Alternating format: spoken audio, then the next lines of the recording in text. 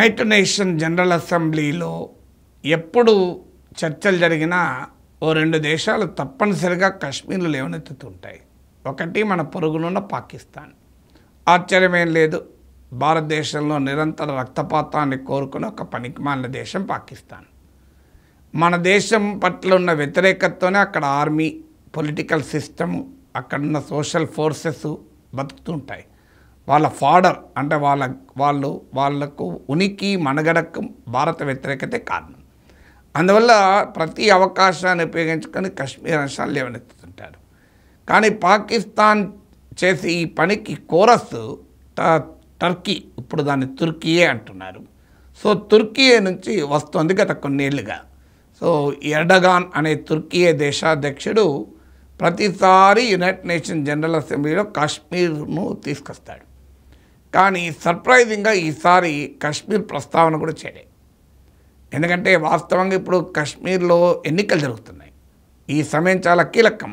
అందువల్ల మాట్లాడాల్సిందే కానీ మాట్లాడలే. అంతకుముందు ఆర్టికల్ 370 రద్దయినప్పుడు మాట్లాడాడు. మాట్లాడకపోవడం మనకు అనుకూలమే, అనుమానమే లేదు. ఎందుకంటే కాశ్మీర్ భారతదేశంలో అంతర్భాగము. Is an internal matter of India.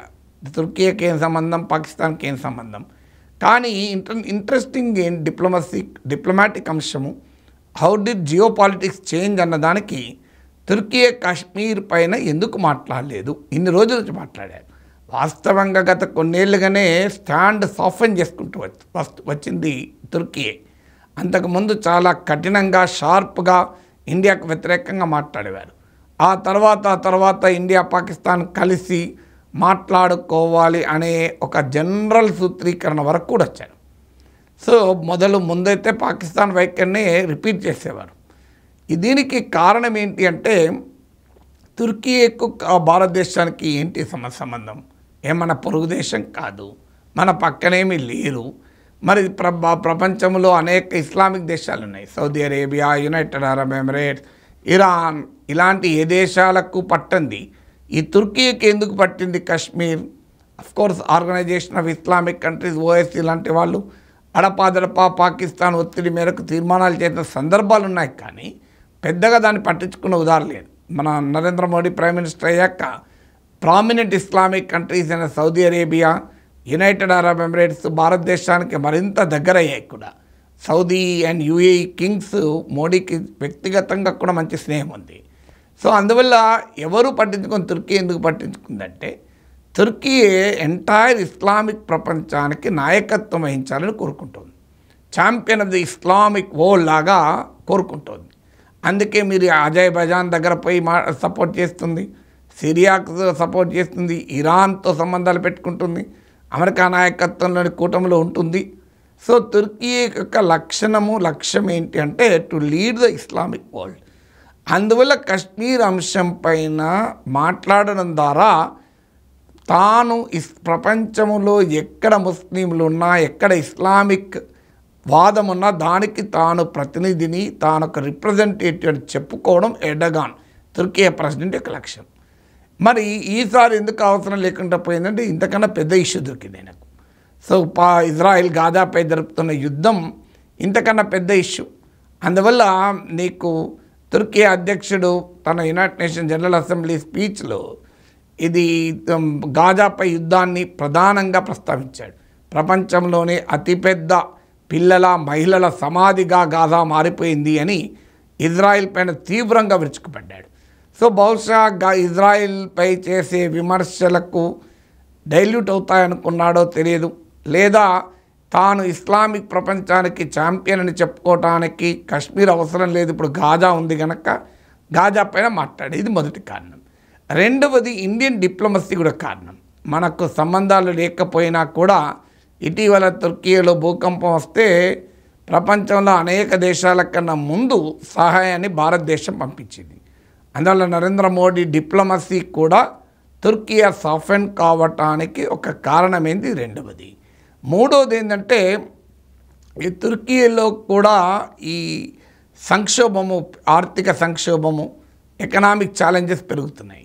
మొదలు తమ దేశాన్ని చక్కబెట్టుకోవాలి తప్ప ప్రపంచ ఇస్లామిక్ ప్రపంచానికి నాయకత్వం వహించడము అవన్నీ తర్వాత సంగతి. మొదలు తన దేశాన్ని నిలబెట్టుకోవాలి గనక ఇవాళ అనేక దేశాలతో సంబంధాలు ఎర్డగాన్ కోరుకుంటున్నాడు. మరీ ముఖ్యంగా బ్రిక్స్లో Brazil, Russia, India, China, South ఆఫ్రికాతో కూడినటువంటి కూటమిలో తుర్కీయే సభ్యత్వం కొరకు చూస్తోంది. సో వాస్తవంగా జియో పాలిటిక్స్లో అమెరికా కూటమికి సన్నిహితంగా ఉన్న దేశమైన వెస్ట్ ఏషియా, నార్త్ ఆఫ్రికా, ఈ వానా ప్రాంతంలో, మిడిల్ ఈస్ట్, నార్త్ ఆఫ్రికా ప్రాంతంలో తుర్కీ రష్యాకు దగ్గరగా ఉంది. మరీ ముఖ్యంగా సిరియా అంశంలో రష్యాకు దగ్గరగా ఉంది. అందువల్ల రష్యా సపోర్ట్ చేస్తుంది, అంత చైనా సపోర్ట్ చేస్తుంది, కానీ ఇండియా సపోర్ట్ చేయకుండా తుర్కీకు బ్రిక్స్ మెంబర్షిప్ అనేది సాధ్యం కాదు. సో అందువల్ల భారతదేశంతో ఘర్షణ వల్ల తనకు నష్టం అనే భావనకు వచ్చినట్టున్నారు.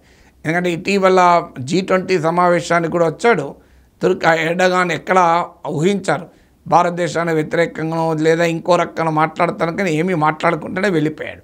అందువల్ల ప్రపంచ జియో పాలిటిక్స్ ఎలా మారుతాయి అన్నదానికి ఇది ఒక ఉదాహరణ.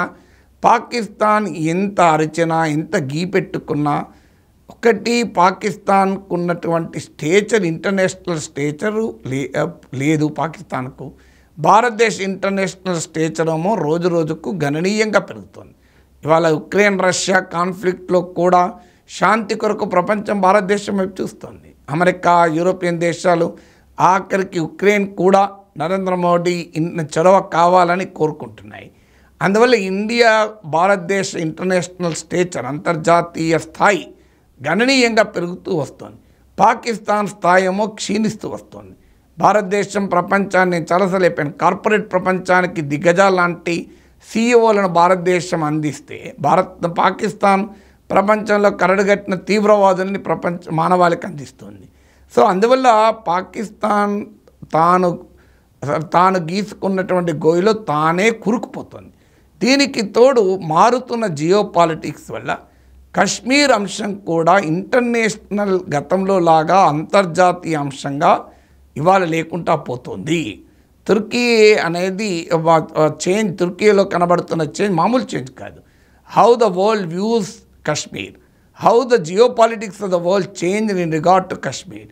కశ్మీర్ను ప్రపంచం ఎలా చూస్తుంది, కశ్మీర్ విషయంలో జియో పాలిటిక్స్, రాజకీయ భౌగోళిక స్థితిగతులు ఎలా మారాయనటానికి తుర్కీ కశ్మీర్ ప్రస్తావన లేకుండా ఎర్డగాన్, తుర్కీ అధ్యక్షుడు, యునైటెడ్ నేషన్స్లో ఇటీవల కాలంలో మొదటిసారి మాట్లాడడమే ఉదాహరణ.